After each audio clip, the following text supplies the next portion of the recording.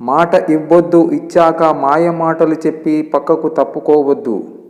మనిషిగా పుట్టినవాడు తప్పులు చేయకుండా, మధ్యతరగతి కుటుంబాలు అప్పులు చేయకుండా బ్రతకడం దాదాపుగా అసాధ్యం. చదువురాని వాడికి పుస్తకం ఇచ్చినా, మనసు లేని వాడికి ప్రేమను పంచినా రెండూ వ్యర్థమే. ఎందుకంటే ఒకరు పుస్తకములోని బొమ్మలు చూస్తాడే తప్ప అందులోని విషయాన్ని చదవలేడు. ఇంకొకరు మనిషి యొక్క ఆకారం చూస్తారే తప్ప తనలోని ప్రేమను గ్రహించలేరు.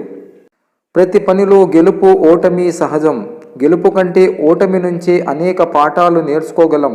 ఓటమి చెందినప్పుడు కృంగిపోకుండా లోపాలను సరిచేసుకుని ముందుకు సాగాలి. ఓటమి గురించి ఎక్కువగా భయపెట్టుకోవద్దు. 100 మంది 100 రకాలుగా చెప్తారు. అవన్నీ పట్టించుకుని ప్రశాంతతను కోల్పోవద్దు. నీ అంతరాత్మ చెప్పింది చెయ్యి, ఎందుకంటే అది నిన్ను ఎప్పుడు మోసం చెయ్యదు. ఏది ముఖ్యం? జాతి కన్నా నీతి ముఖ్యం, మతం కన్నా మానవత్వం ముఖ్యం, కులం కన్నా గుణం ముఖ్యం, చదువు కన్నా సంస్కారం ముఖ్యం, విద్య కన్నా వినయం ముఖ్యం. మనిషికి మధ్య తేడా శ్రద్ధలో ఉన్న తారతమ్యమే గాని వేరేది కాదు. ఒక మనిషిని గొప్పవాడుగాను, ఇంకొకరిని బలహీనుడుగాను, ఇంకొకరిని అధముడుగాను చేసేది శ్రద్ధే. కాబట్టి ఆ శ్రద్ధ మీలో ఉండాలి.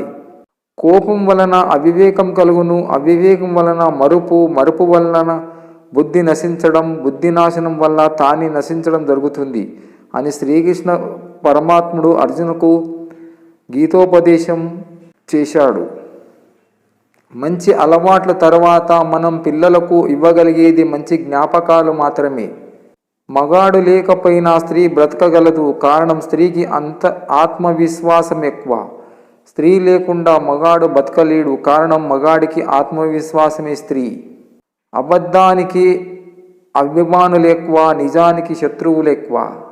ఆనందం అనేది ఆలోచనలో నుంచి వస్తుంది, గెలుపులో నుంచి కాదు.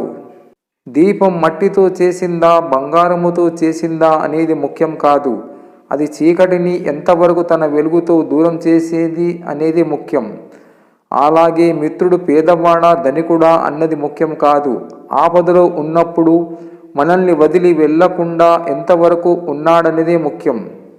కారణం లేని కోపం, ఇష్టం లేని గౌరవం, బాధ్యత లేని యవ్వనం, జ్ఞాపకం లేని వృద్ధాప్యం అనవసరం. ముందు నిన్ను సంస్కరించుకో, తర్వాత సమాజాన్ని సంస్కరించు. శత్రువులోనైనా మంచి గుణాలు ఉంటే ప్రశంసించాలి, గౌరవించాలి. ఇదే వారికి ఇచ్చే బహుమతి. పైకి దీవెనలు, లోపల శాపనార్థాలు. పైకి ప్రేమ, లోపల ద్వేషం. పైకి మనిషితత్వం, లోపల రాక్షసతత్వం. పైకి నిజాయితీ, లోపల నటన. ఇదే నేటి మనిషి నైజాం. సమస్య లేకపోతే జీవితంలో కొత్తదనమే లేదు. మీరెప్పుడూ ఓడిపోలేదు అంటే మీరెప్పుడూ కొత్తగా ప్రయత్నించలేదు అని అర్థం. ఆగిపోమ్మంటున్న ప్రాణం, కదిలిపోమ్మంటున్న కాలం, రెండింటి మధ్య పొత్తు కుదరక నలిగిపోతున్న మనిషి జీవితం. లక్ష్యం కోసం శ్రమిస్తుంటే నేడు కాకపోయినా రేపైనా విజయం సాధ్యమవుతుంది. నీ సందేహం తీర్చడానికి ఎవ్వరూ లేనప్పుడు నీ అనుభవమే నీకు మార్గదర్శి అవుతుంది. ఇది కలియుగం కాదు, అవసరయుగం. ఎప్పటి వరకు అయితే ఇతరులకు నచ్చినట్లు బ్రతుకుతామో అప్పటి వరకు చాలా మంచి వాళ్ళం. కానీ ఒక్కసారి మన మనసుకి నచ్చినట్లుగా మనం బ్రతకడం మొదలు పెడితే క్షణంలో చెడ్డవారం అయిపోతాం. ప్రేమించడం అంటే గంటలు గంటలు మాట్లాడడం కాదు, ప్రతి గడియ ప్రతి నిమిషం వారి కోసం బ్రతకడం. ఇప్పుడు ప్రస్తుత వైరాగ్యం గురించి తెలుసుకుందాం. బిడ్డను జన్మనిచ్చే సమయములో తల్లి మరో జన్మ ఎత్తుతుంది. ఇది అందరికీ తెలిసిన విషయమే.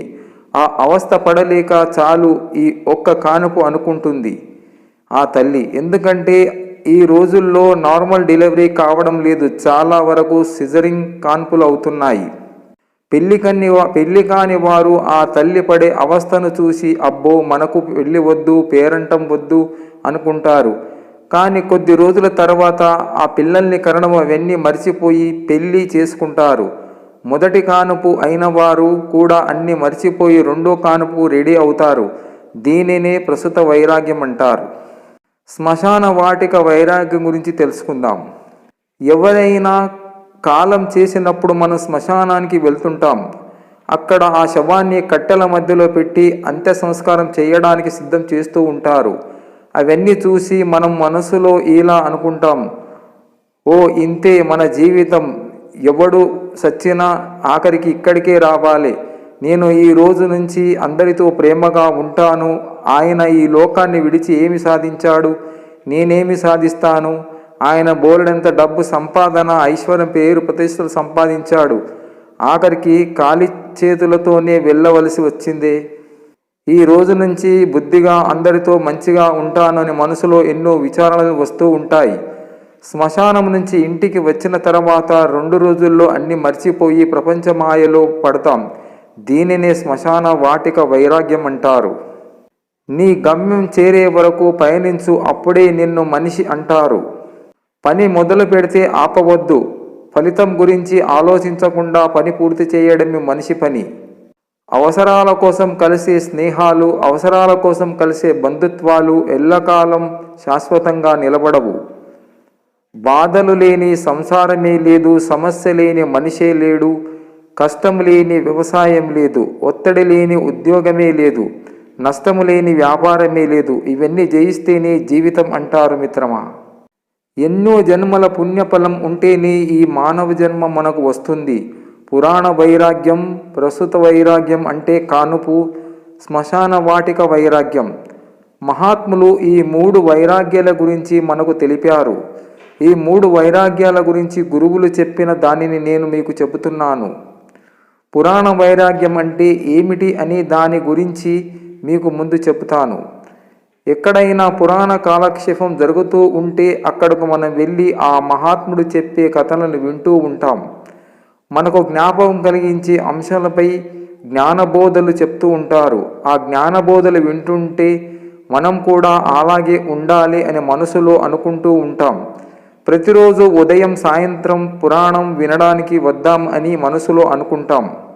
గురువుగారు చెప్పే ప్రతి మాటను విని రేపటి నుండి అలాగే ఆచరిద్దాం అనుకుంటూ ఉంటాం. పురాణ కాలక్షేపం అయిన అనంతరం ప్రసాదాలు స్వీకరించి అక్కడి నుంచి బయటకు వచ్చిన తర్వాత ఎవరో ఒకరు కలుస్తారు. ఆ కలిసిన వ్యక్తి ఇలా అంటాడు, ఆయనకేమి ఇలాగే చెప్తాడు అని హేళన చేస్తూ ఏవో ముచ్చట్లు మాట్లాడుతూ ఇంటికి వెళ్తారు. గురువుగారు చెప్పిన పురాణాలన్నీ మరిచి పోయి ప్రపంచ మాయలో పడతాం. దీనినే పురాణ వైరాగ్యం అంటాం. నిజాయితీ ఉన్న ఏ బంధమైనా ఎప్పటికీ పదిలంగానే ఉంటుంది.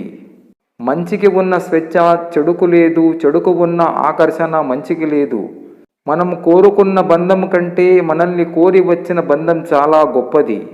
మిత్రమా, ఇలా మాట్లాడు, ప్రేమతో మాట్లాడు, నవ్వుతూ మాట్లాడు, తక్కువ మాట్లాడు, ఆలోచించి మాట్లాడు, మంచి మాట్లాడు, తెలివిగా మాట్లాడు, అర్థం చేసుకొని మాట్లాడు, మనసు విప్పి మాట్లాడు, ఉన్నది ఉన్నట్టు మాట్లాడు, పూర్తిగా విన్న తర్వాత మాట్లాడు, మనసు నొప్పించకుండా మాట్లాడు. కొడుకు గుణం పెళ్లి తర్వాత తెలుస్తుంది, కూతురి గుణం వయసులోన తెలుస్తుంది, భర్త గుణం భార్య అనారోగ్యంలోన తెలుస్తుంది, భార్య గుణం భర్త పేదరికంలోన తెలుస్తుంది, స్నేహితుని గుణం కష్టమునందు తెలుస్తుంది, అన్నదమ్ముల గుణం ఆస్తులు పంచుకునే సమయములోన తెలుస్తుంది, పిల్లల గుణం మన వృద్ధాపంలోన తెలుస్తుంది. జీవితం అంటే పోరాటం. అలాంటప్పుడు స్వార్థం కోసమో అధర్మం కోసమో ఎందుకు పోరాటం చేస్తావు? ఆ పోరాడేదేదో ధర్మం కోసం పోరాడు, జనం కోసం పోరాడు, జనం మనసులో ఉండిపోతావు. లక్షలు సంపాదించే భర్తతో భార్య సంతోషంగా ఉంటుందో లేదో తెలియదు, కానీ రోజుకి ఒక్కసారైనా తన క్షేమం గురించి అడిగితే ఆలోచించే మంచి లక్షణాలున్న భర్తతో మాత్రం ఖచ్చితంగా సంతోషంగా ఉంటుంది. ఒకరికి మంచి వాళ్ళం, ఇంకొకరికి చెడ్డ వాళ్ళం. ఒకరికి ఏమీ కాము, మరొకరికి అన్నీ మనమే అవుతాం. ఇదే జీవితం. వ్యక్తిగతంగా ఎన్ని కష్టాల్లో ఉన్నా సరే పక్కవారికి సహాయం చేసేందుకు సమయం కేటాయించిన వారే నిజమైన శక్తివంతులు. ఎంత చదువుకున్నామనేది ముఖ్యము కాదు, ఆ చదువుకు తగ్గట్టు ఎంత సంస్కారం నేర్చుకున్నామనేదే ముఖ్యం. చావును చంపి బ్రతకాలి, కానీ బ్రతకలేక చస్తున్నారు. ఓ దేవుడా, నాకు కోపం వచ్చినప్పుడు నా కళ్ళ నుండి కన్నీరు రానివ్వు, కానీ నా నోటి నుండి మాట రానియొద్దు. కన్నీటితో నా కోపం పోతుంది, కానీ మాట జారితే ఎదుటివారికి బాధ కలుగుతుంది. జీవితం ఎప్పుడూ ఒకేలా ఉండదు. కొన్ని రోజులు మనమెంతో ఆనందంగా జీవిస్తే మరికొన్నిసార్లు ప్రపంచంలోని కష్టాలన్నీ మనకే ఉన్నాయనిపిస్తుంది. ఎప్పటికప్పుడు జీవితం అనేది కొత్తగానే కనిపిస్తుంది. అలిగిన అలిని బుజ్జగించడంలో 7 లోకాలు ఏలే భగవంతుడికే తప్పడం లేదు. మనమెంత మానవులం. ఈ సృష్టిలో చివరి వరకు తోడుండేది కేవలం భార్యాభర్తల బంధమే. ఎవరి కోసమో మీ తోడును దూరం చేసుకోకండి మిత్రమా. నీకు విలువలేని చోట నిజం గెలవదు. నువ్వు నిలదొక్కున్న చోట నీ అబద్ధం సైతం చింది చేస్తుంది. పాజిటివ్గా ఉంటే శబ్దం సంగీతం అవుతుంది, కదలిక నాట్యమవుతుంది, చిరునవ్వు ఓ హాస్యమవుతుంది, మెదడు ధ్యాన మందిరం అవుతుంది, జీవితం సంతోషమయమవుతుంది.